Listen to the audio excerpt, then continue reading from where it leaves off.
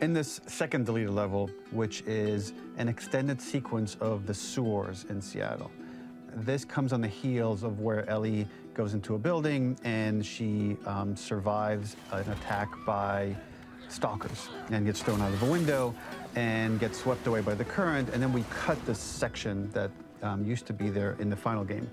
Now you will get to play it. So this was a way to get a bit more interesting puzzles, interesting traversal, figure out how Ellie can navigate the sewers with the fighting current. Ultimately, with a lot of these levels and these sequences, the reason why we cut them were for pacing purposes. But here it is for you in this very kind of raw form that part of it will feel finished, parts of it will feel like assets are missing as far as audio, animation won't be final, but it's a glimpse into what a game looks like when it's months away from finishing. Enjoy.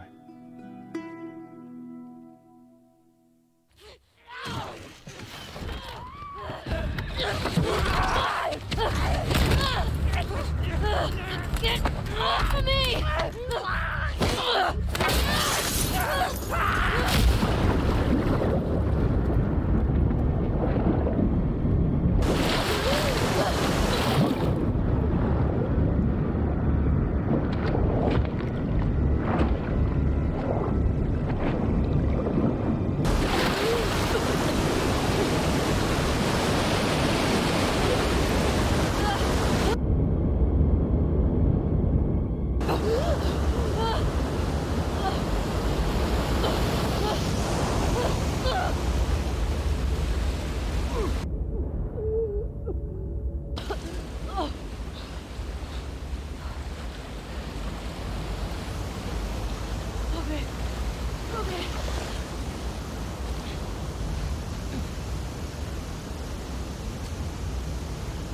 The ladder acts as an immediate goal for the player, but being able to climb out is not going to be so easy.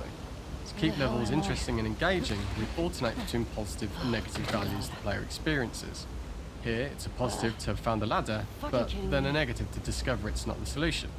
But then another positive to identify the next short-term goal of the doorway. By alternating between these opposing values, we give players what they expect, but not how they expect it.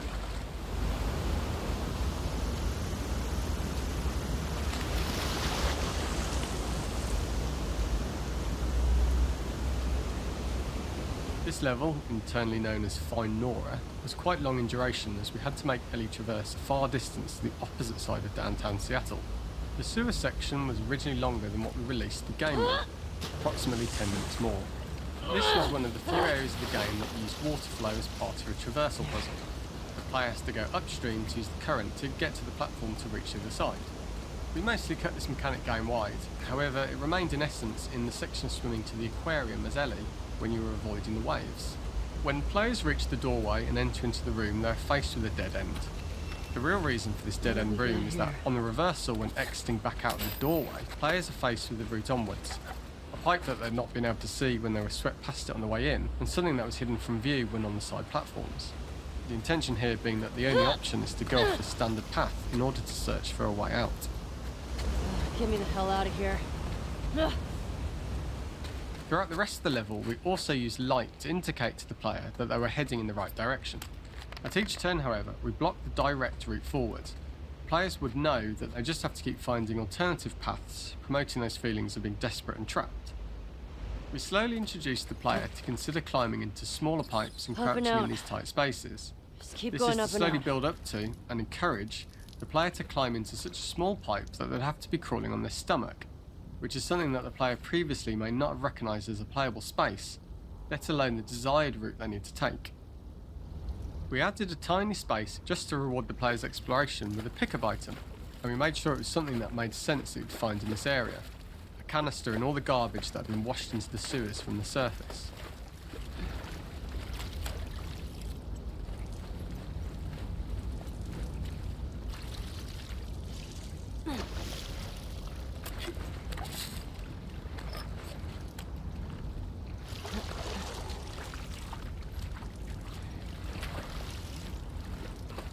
We loved the idea of making Ellie prone through a tiny dirty pipe in order to get out, as it was a great opportunity to use our prone mechanic. A unique camera setup was created to support crawling in these pipes, as the standard prone camera is much higher above the player, We also created custom collision in order for Ellie to manoeuvre in these tight spaces easily. Initially, the oblong collision capsule around her character caused issues crawling around corners. We put extra effort into the custom corner collision so the movement experience is as smooth as the main game. In order for the player to feel cramped, claustrophobic and desperate, we'd been enforcing the traversal mechanics that allow for a tight environment which promote these feelings. We introduced the use of the squeeze through so that we can keep the player feeling enclosed and tight, but without repeating the same geometry. Here we change from low ceilings with wider walls to high ceilings and tight walls to change up the spatial pacing and keep the level from repeating itself. Shitty place to die.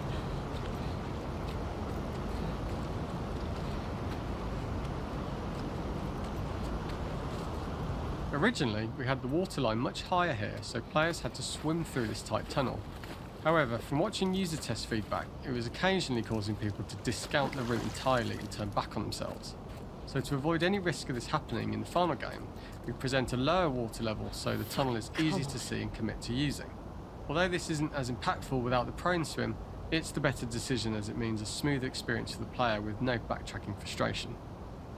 We draw the player towards this pipe as it is seemingly the route out of the tight space. Fairly soon it is obvious that this path is blocked. If the player goes all the way up to the bars that block the path, they are rewarded with a pickup so this journey doesn't feel wasted. It is important to encourage the player to try to progress along this path so that they would subtly be thinking of progress in this direction. We hint to the player that there is a bigger, new space beyond this pipe by showing the player the waterfall. This helps players consider the other route but they don't know how far the tunnel is or whether they'd make it. As we surface from the water and over the crest of the slope, we reveal what is further in this tunnel. A clicker that has sprouted and fungus has grown on the sides of the pipe. It was great to see people who user tested this area becoming increasingly worried as we forced the player to squeeze past the fungus and inches away from the clicker's face, all the time not being sure whether the clicker might be alive or attack them. Although we aren't as cruel as to force a clicker attack in such close proximity, we do have a payoff for this moment. This clicker momentarily turned into Joel to show Ellie's PTSD from what happened to Joel at the start of the game. Ultimately, we decided to save this moment for the farm level, as it was more impactful there because it could become the centrepiece of that experience. Whereas in the sewers, we weren't able to make it as much of a narrative point and give it the breathing room and reaction time that it deserves, given the tight space. Oh shit!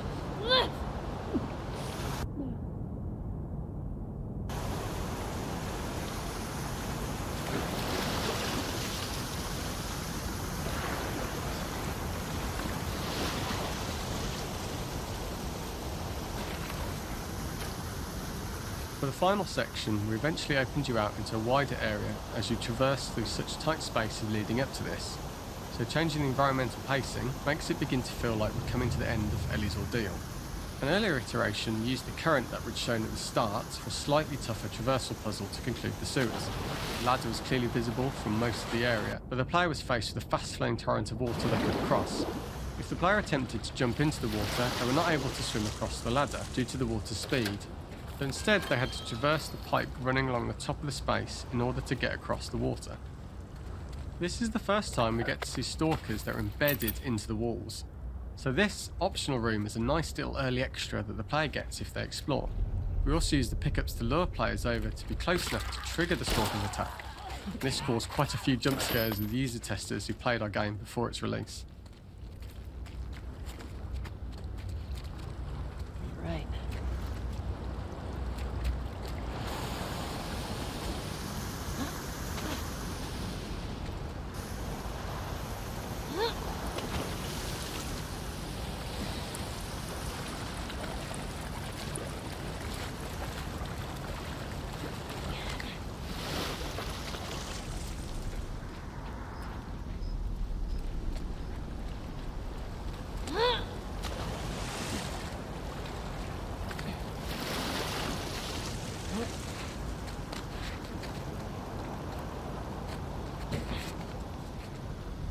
Using this pipe was retained in the iteration we shipped with, as it's the last of the extreme methods Ellie has to undergo in order to escape the sewers, and what she will go through in her pursuit of revenge.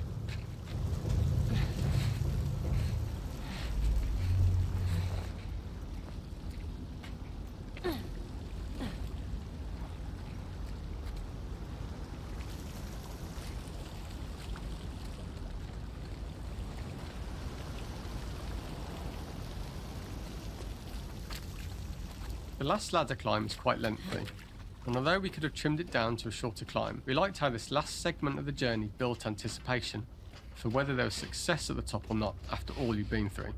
Ultimately, the ladder exits out into the subway station, which is how it connects in the final game. Ellie then has to find her way to the hospital from here, crossing paths with the scars for the first time.